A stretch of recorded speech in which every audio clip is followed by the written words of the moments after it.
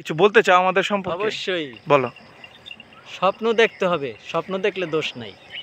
যারা স্বপ্ন দেখতে জানে না তারা কোনো কিছুই জানে না।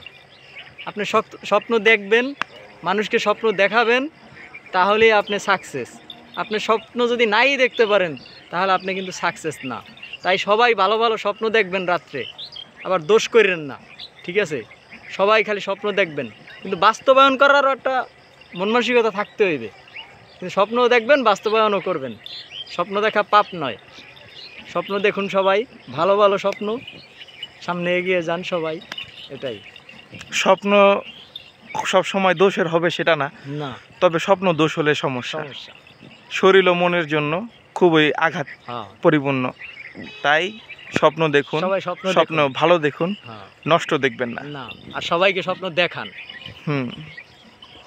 কিন্তু পূরণ করবেন না। হ্যাঁ। আল্লাহ হাফিজ।